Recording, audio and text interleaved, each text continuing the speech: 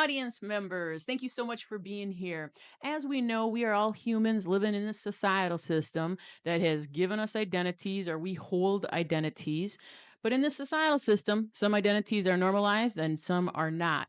So, how do the identities that you hold in your blanket of life, how do they affect how you show up at work? How you hear a conversation, how you hear your loved one when they're trying to explain their viewpoint?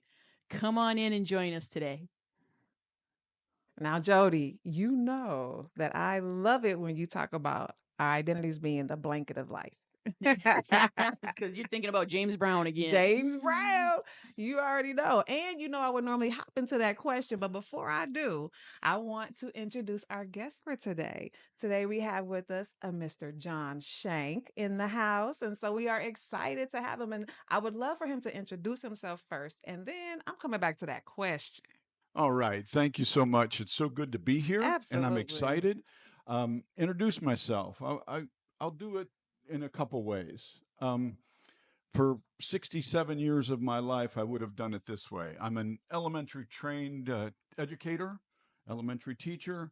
I've been an elementary principal. Mm, I've got a master's degree in administration, so that helped me do that. I've mm. been a central office administrator. I've worked in a tech education company as a chief of staff. So those are all parts of my achievements and how excited and my dominant characteristics, I Yeah. guess.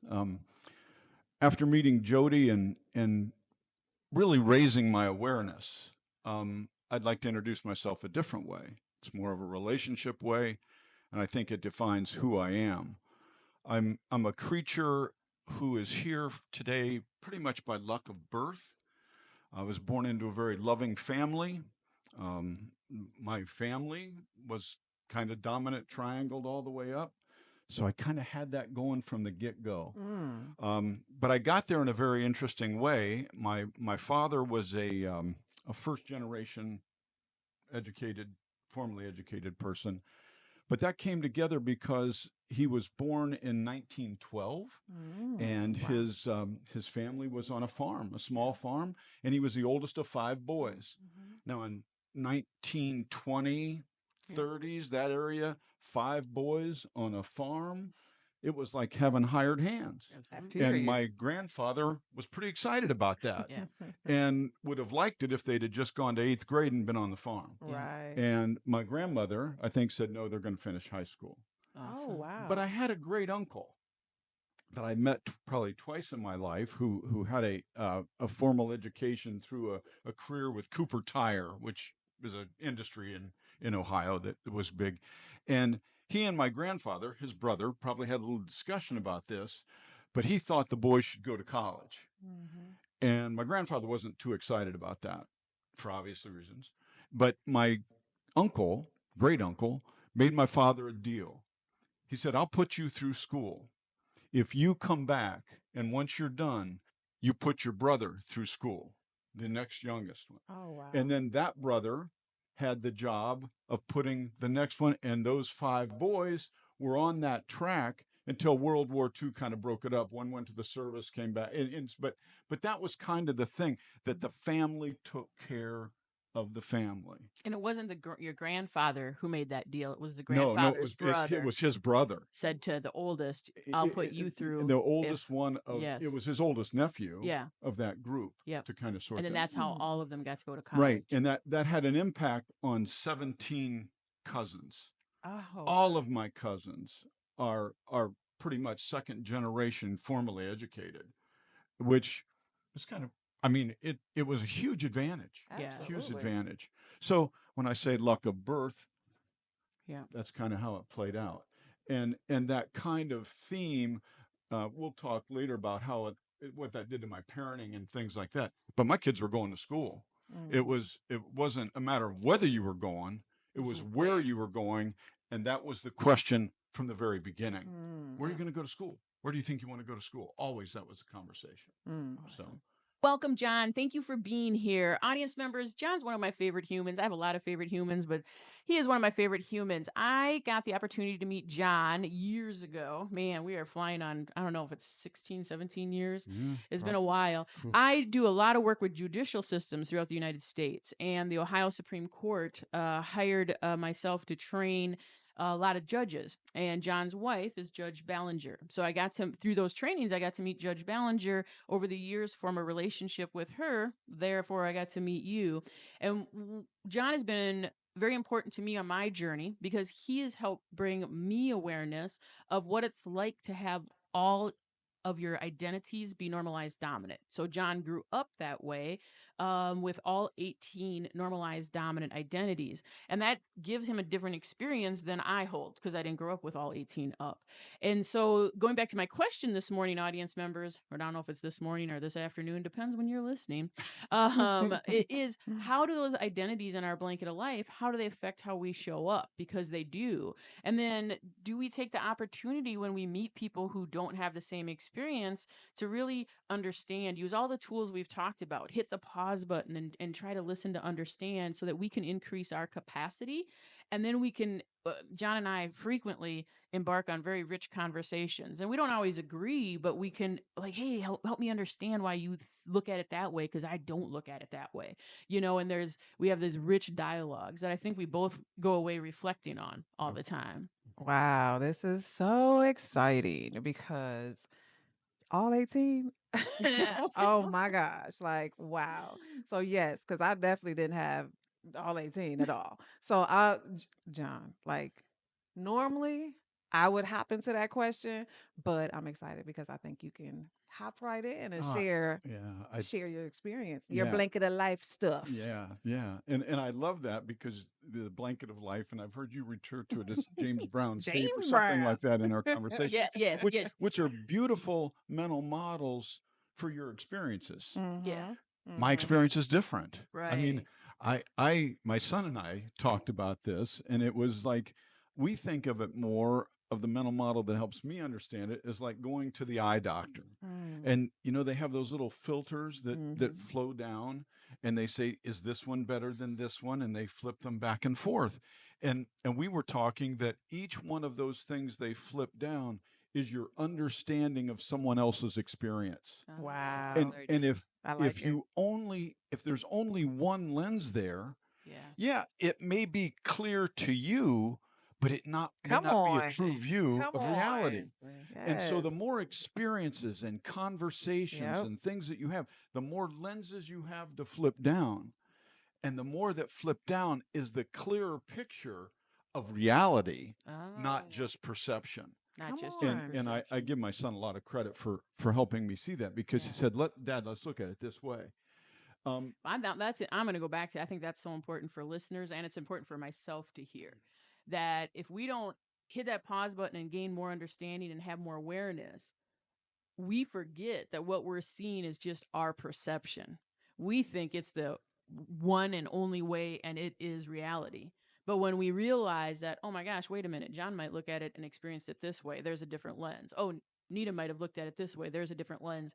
Then we can really start to see in its entirety. And to me, that gets closer to a reality. Right. Yeah, Yeah, that's so important. each lens being an experience that you've understood from somebody else. Yes. Gained it. Yeah. That's What I huge. love about what you all are saying is the fact that you made the time to do it. Because I think that's one of the biggest challenges is that people slide right by it and it's like, oh, well, okay, I heard you. Yes. And that's just, we can agree to disagree. Yeah. Opposed to really slowing down to be open to hearing and actually processing what that means to to you. Yeah. And as Nita and I know, that's what this whole podcast is about, is creating an environment for everybody to realize we're all on this journey. So let's all exhale and to gain tools to start to really understand each other so that we can have rich dialogues instead of getting polarized right away. Right. And that's something that John and I have had because he brings a different perspective than I've held. Yeah. And as you were saying that, Nita, it was like my experience with Jody and the friends that she has brought to my world that weren't there. Yep. One of the first ones that I remember saying is, it is not our job to educate you. old white man.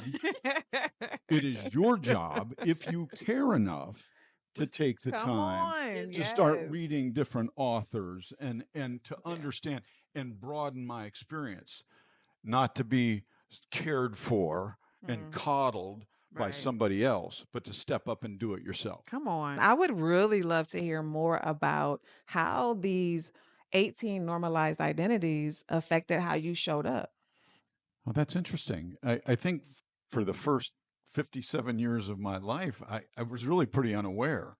Yeah. I figured everybody's experience was pretty Mm, much like mine. makes sense. Wow.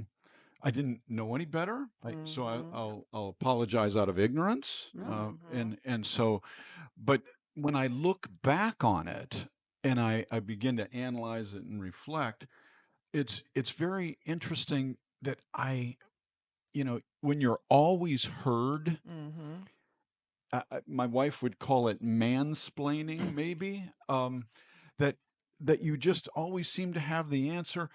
You never really wait for the other person to finish talking, Wow. because what you have to say, you feel, Mhm. is probably significantly more important. Yeah. Absolutely. Again, I worked in a profession that, as an elementary teacher, I think there were 11 elementary schools in the system that I worked in. There were 5 male elementary teachers, Mm. and hundreds of female Yeah. teachers, probably And 150, 200. were they primarily white? Yeah, there was a little Little diversity? diversity, but yeah, primarily. Mhm. And the issue was that 11 elementary schools, 10 of them were run by male Oh. principals, and and Mm. of those males, probably 3 of them had taught actually in an elementary school. So they Oh. had been almost they had to get special certifications beyond their teaching experience to be able to be principals in those elementary schools, which they never had any experience in. When you Wow. have hundreds of women, Who have the again, at the experience? time, it did not strike me. Now I look back and go, this is absolutely crazy. Yeah. But I don't know that it's significantly different. I think it may Today. be 60-40, maybe Yeah. 70-30, but Yeah. you know, it, And that one is huge because at audience members, for us to be aware, go back to our workplaces and just look what are the patterns of who gets promoted. And I do use this when we present, talking about school systems, still predominantly female, nursing, still predominantly oh, female. But once you get in, the minute you get into promotion, it flips predominantly male. yeah. And how much of that, and that's not saying that males didn't work hard or they're not good, but like you said, some of the males didn't even have the qualifications. So they had to get special, license to be able to be that principal of the elementary. Right. But how much does being normalized dominant and how we perceive the normalized dominant identity, and then because our institutions operate normalized dominant, how much does that increase the chances of you getting promoted quicker, faster, and sooner? Sure. Right. Right. Yeah, that's a Yeah. yeah, and that you weren't aware of it, because that's what audience members, as we go back to our institutions, I will bring that up when I work with institutions long term, like, hey, look around, and people are like, oh, didn't even realize that this is all male, or this is all white, or this is all formally educated, or this is, there's a lot of that pattern there. They're not aware. And if we don't hit the pause button, audience members knows that when we gain awareness, people then sometimes immediately get defensive. And Right. it's like, no, no, this is something that happens. Right. Yeah, that's so interesting that was so clearly, all male, these mostly male principals, Mm-hmm. female staff, but you didn't even notice at the time because it just was what it was. Yeah. Yeah. Essentially. So, and there's other experiences, like we have talked about parenting. What do you tell your kids? And this was interesting. Again, my children give me lots of feedback on some of the stuff, but Mhm. at the we had always taught, a police officer, if you're ever in danger or lost, they're your friend. You go seek them out. Yeah. Those kind of things happen, and I can remember when the George Floyd situation event, and my son, I think, posted something saying, I never really ever thought when I was teaching my kids that I never told them, beware that there's not a friendly support person out there. Mhm. Right. And that was like, oh yeah, okay, that's very different. Yeah. It's certainly not something I've experienced, The police force has always been very, and I think they're good quality people. Yes. And but I never really looked at it from that other lens that dropped in. Yeah. So maybe my picture of it wasn't exactly clear on a more global scale. Yeah. Or it's I mean, yeah. it's like anything else. Locally, everything's good. Globally, Yeah. But Yes. it did cause me to reflect. And what I love about what always comes to me is going back to making the time to actually stop and reflect. And for George Floyd, we had to stop and reflect because of the pandemic.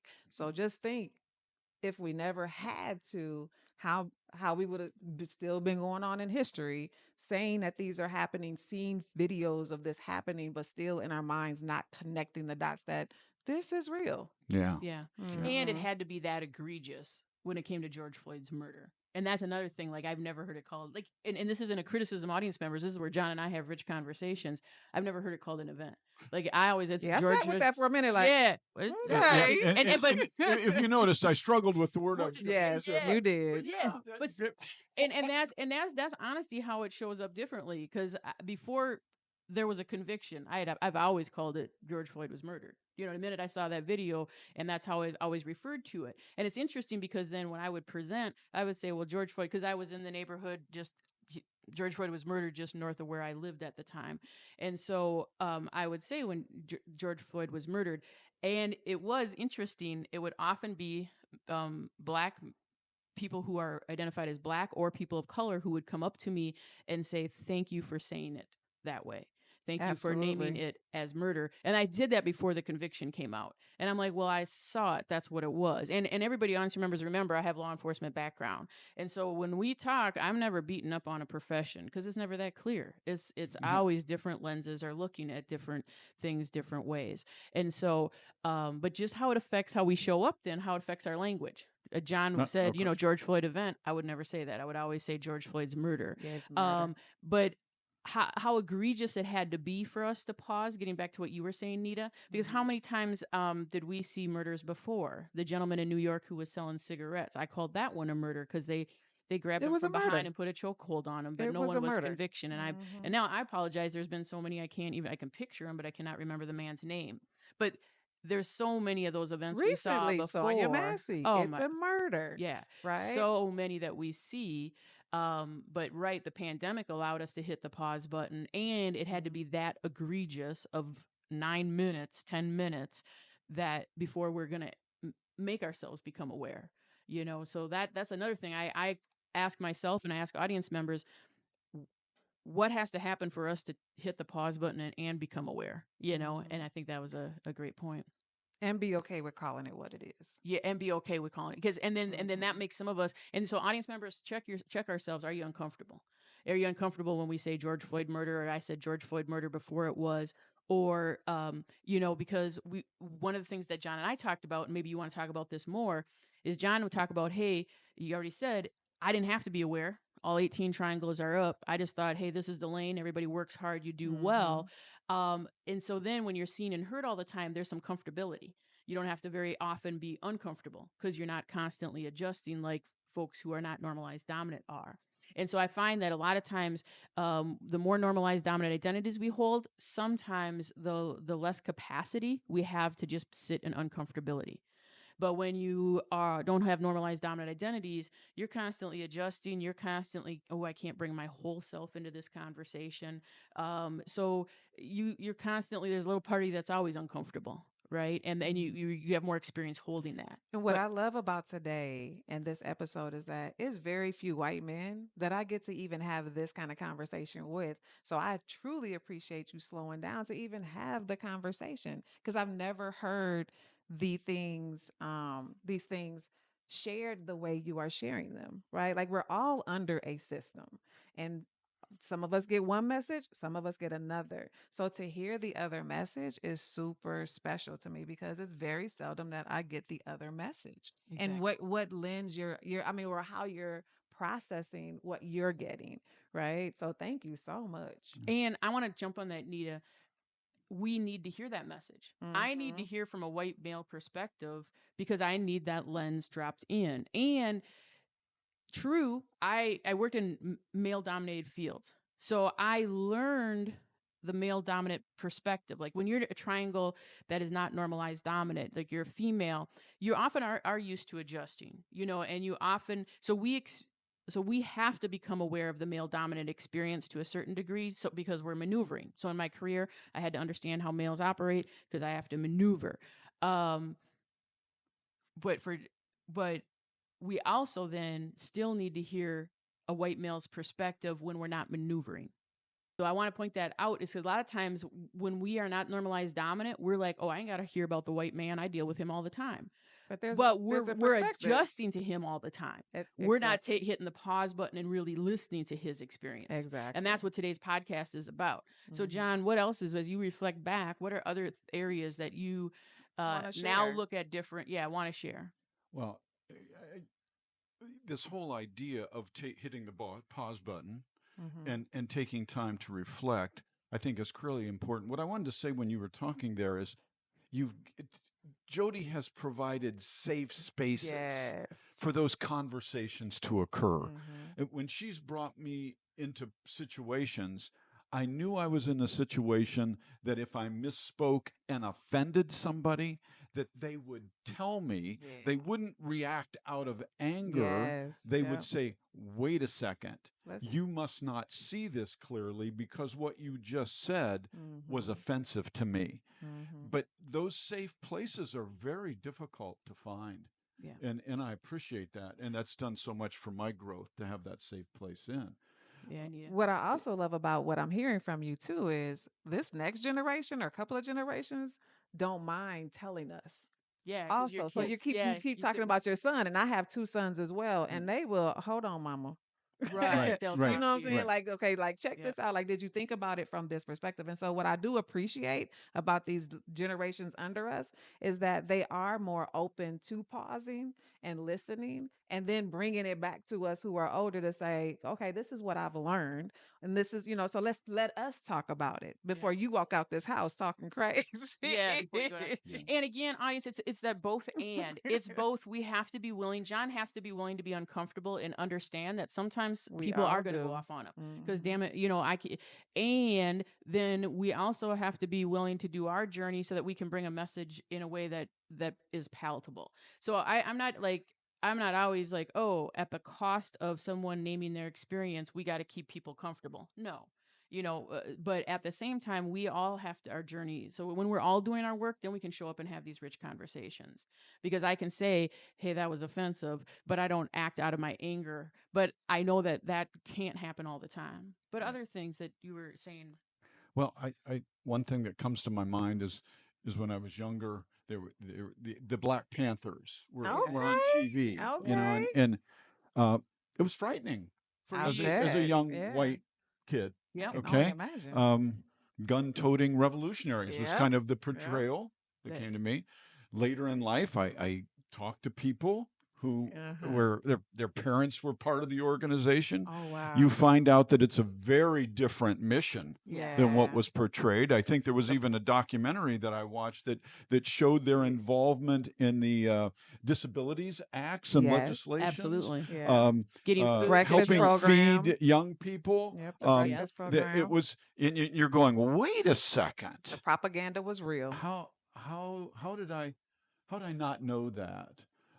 Another one that was how did I not know that was I think I was watching a Netflix series on superheroes or something, and there was this episode with Tulsa and the destruction of something called the Black Wall Street. Black Wall Street. And I'm going, well, that's interesting. That's got to be fictitious. Yeah. And again, one of my children looked it up and said, you need to look at that. Yeah. So I think I'm 60 some years old, and I'm reading about the Tulsa massacre for the first time. And you're an educator. Yeah. That's how and that's why I asked you earlier, like, how do you feel like you're like how you showed up as an educator? You know what I'm saying? Like, not that because you're looking back on it, but wow, right? Yeah, hindsight's 20/20. Absolutely. But it was like it was shocking.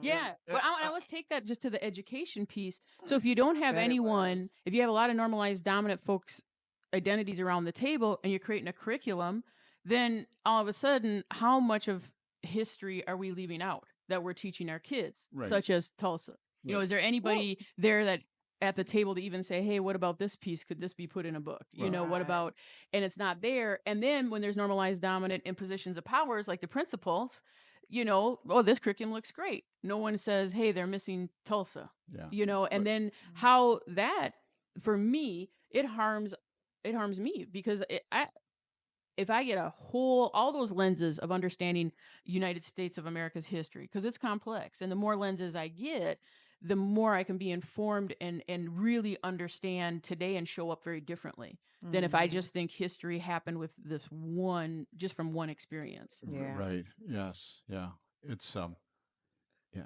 It's like Maya Angelou's quote: "When will American history simply be American history? Why is there Black Right. History Month? Right. It's all history, Yeah. and we're all tied together. I think. I Oh, think it should be. absolutely. So We just don't know all of the yeah. history to be able to know how tied together. Right. And we Right. have to are. have these conversations to Yeah. do that. Because I asked one Yeah. of Jody's friends, I said, "How did you hear about Tulsa?" And he says, "When I was 12 years old, Mm. I was given a book Yeah. called The Black Wall Street History, Yeah. and the significance of that book, and how you could Because actually that was part of his family's family's history. history. Yes. And then I asked some other that gave me enough information to find a safe place with one of my other friends of color Yes. to say, "How'd you learn about it?" He says, "Oh, it was all cultural. I didn't hear about it in school. It was taught to me my family and my church community, and we educated ourselves." Yeah. I And- mean, and that's the difference, right? When you actually have diversity in spaces, Exactly. now you get to understand what that is. Because even sitting here with you two today, I I don't remember having a Black teacher growing up. So I always had somebody else's lenses along with a whole nother culture's education, right? Their history. Y'all's Yeah. history, opposed to I had to hear about the things that we're talking about, Black Panther, the Black Wall Street, from family, right? Because we Yes. couldn't get it in schools. Right. So it's just really interesting, like if we all really understood the importance of not just wanting to have people in positions, but just actually having the diversity of the richness of the history at the tables is what's most important, even now today, with them trying to ban books and the such. Some other things that I can think of as I look back, and as pieces of lenses have dropped in for me to give her Yeah. a clearer view. Like I've learned from some of my friends that that they have been targeted in stores and followed around. Mm-hmm. I never felt that. Never. Wow. I always felt when I walked in the store they wanted my money, and so they were following me around maybe Help to me. accommodate me, but Yes. never to see if I was walking out with anything. Man, the messages you were sent to think that, like, hey, if you would follow me around, it would be because you want my money and to accommodate me. Yeah. He did win the lottery, the birth Well, lottery. it Yes. is a lottery. But Yes. yeah, I'm pretty sure I did win the lottery. And and other experiences, like people talk about the trouble getting loans and stuff. It was Uh-huh. always very easy. I Mm. thought it was easy for everybody. Yeah. And those things, as I look back and you try to say, what could I have done differently Mm. in my life early on? I definitely would have paused more. Mhm. I would have listened much more deeply Mm. and accurately, and I would have asked better questions to try to understand other people's experiences. Mm. Yeah. To go as long as I did on my little happy trip down the fast lane of normalized dominance, it was unaware. Mhm. But with the awareness of now, it's like anything else. You go back, if I was younger with the knowledge that I had now, Yeah. that would be the change I'd Yeah. make. Listen more, ask better questions, seek to understand, dropping lenses in to better clarify the Yeah. picture of the world I was seeing. And that's what these episodes have always been about, is hitting that pause button so that we can understand, but understand to listen to understand, not listen to respond. And the irony is, I bet, tell me if I'm wrong, if we would have asked you back then, are you listening? What would you have said? Sure I am. Exactly. Because we don't even know what we don't know. Like, yeah, I'm listening. Right. Yeah. Absolutely. Right. Of course I am. Of course I am. How dare you ask me? Right? Now, Yeah, you can feel my energy going up right now. What yeah, do you yeah, mean? I know. What He's do getting you all defensive. Like, mean? oh my God, okay, easy. Yes. Because that 18 normalized dominant don't want to get uncomfortable. You better not be accusing me. Yeah. But I'm going to pick up on this small thread for audience. And then, Nita, I want you to chime in on this. Is when you're seen and heard, and many times if you have a normalized dominant identity, and we live in this societal system, you're seen and heard, like how that affects the internal messages you send yourself and what you start to believe. Like when you said, like, hey, if I was followed in a store, I think it's because they want my money and they're there to bring me comfort. Like how the messages, Why else? right, and the positive messages you've had to be sent from the societal system and all your experiences to show up that way. And so I tell audience members now, I'm white, I'm glow in the dark white in the winter, and then kicks up a little in the summer. There is one place in America where I don't get perceived as being white, and so in different reservations because of my experience and so when I cross the river onto a reservation, it's specifically in South Dakota, there is a store right before you get deep into the reservation. And when I go there, I am perceived, the minute I step on, I am perceived as a person of color and I am treated as such. And so when I go to the store, I'm immediately followed. And so I go and I'll play with them. I'll go down an aisle and I'll come back to the next one. And yep, and they'll be at the end. Then they'll be at that end. And then they'll be at that end. And then I go check out. And during this one specific incident where I'm getting followed, there is a person who is white there. They did not ever look at him. They kept their person with me the entire time, followed back and forth. When I go check out, the person who's white checks out in front of me. The lady checking him out, they have a whole beautiful conversation. She's very friendly. She gets to me. She's very abrupt, very short. Nope. Yep. And I'm trying, me, I'm trying to BS and You have fun. miss glad to be here, lady. Girl, I have a conversation with a wall. We all know that. I'm like, but because I experienced her following me back and forth for those 10 minutes, I have now just whoosh gotten smaller. And so even though I'm trying to make conversation with her, it's not my normal self. And then she gives me change. Now it should be 50 cents. So it should be 2 quarters. I just take the money, hold out my hand. She puts it in. I go outside. I'm going to buy the paper and it's 50 cents. Well, that's what I should have in my hand. And I put up my hand and it's at a quarter and a nickel. And so, right. Now, was that a mistake on her part or was that intentionality? We'll never know. I wasn't in her mind. I don't know.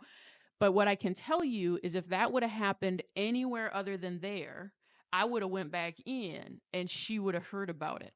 But because I know how I get perceived there, I just looked at it, shook my head, and I walked away because I knew I wasn't going to get voice. I knew I wasn't going to be seen or heard. I was like, this isn't even worth the fight. Because all she's going to do is deny it. And maybe it was a mistake. Why even go there? And so my point is getting sent 2 very different messages in different regions absolutely affects then the messages in my head, and it affects how I then show up. Because you shortchange me anywhere else, 9 times out of 10, I'm going to come in that store and we're going to have ourselves a conversation. But there, I was like, what? Nope. I just was like, here we go. That's right. I forgot. I crossed the river. And I just take it and go. And so I want audience members to be thinking about the messages we're sent. And like you said, John, you've been sent so many messages that if someone followed you, you'd still look at it as a positive light. I don't know, Anita, what you thinking, girl? Well, I'm pretty much still sitting in just thinking about how you mentioned that your perspective was that they were following you to help you, right? Like, again, it's the propaganda that is given to different people as we have grown up in this society. So that's so interesting. So then, John, that makes me think, like, really what you experience where the societal system being seen and heard, all 18 identities are normalized dominant. So when you did hear about that different experience, like you did hear someone maybe say that they were followed in a store, or you heard someone talk about that an institution didn't see them or hear them or wanted to harm them, whether it's the education system or the criminal justice system, like what did you tell yourself back then? Well, Or I'm going to be candid. that's all we know.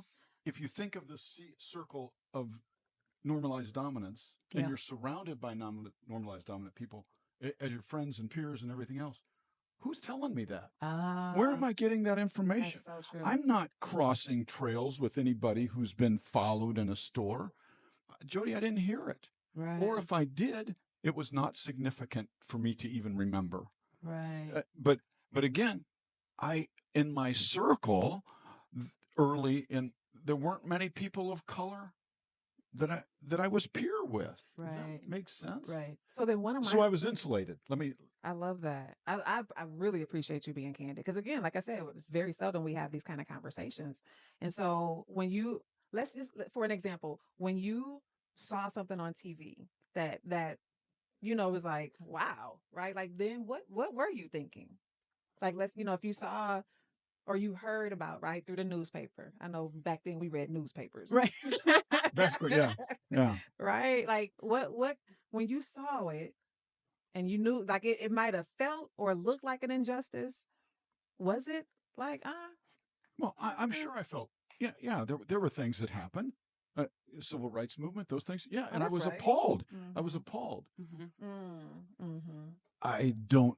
Well, But it I can didn't make tell the you, I didn't connection. actively engage in the change, Yeah. Right. but I was appalled by what I saw. Yeah. I mean, you hose people, kids Yeah. being knocked down the street with a fire hose, and I was a kid You were when that you was were happening. yeah. But But you can continue to just live life. I Yeah. mean, I've heard a lot of folks say that whole not normalized dominant triangles. Other folks have taught me, like Jody, you saw it, you're aware of it, but it wasn't your playground. So it's like, oh, and you would easily say, oh, well, we passed the Civil Rights Act, so that doesn't happen anymore. right, And so then you kind of, shut yourself back to just your experience. yeah, and it's like in education, we always used to say, "My schools are great. Where I live, they're great. Right. It's across the state. It's over Right, there. right. It is the problem. Yeah. My world's okay." Right. Does that make Yeah. That makes so? total sense. My world Yeah. is okay, and you're right. I think the Civil Rights Act. You said, well, okay, we legislatively did something about it. That's cool. Yeah. Mhm. And I think that the normalized audience is a tool, is the societal system operates and gears towards the normalized dominant. And so then what we do is we'll celebrate when we've accomplished something like the civil rights. And so we'll celebrate Martin Luther King Jr., we'll celebrate the civil rights.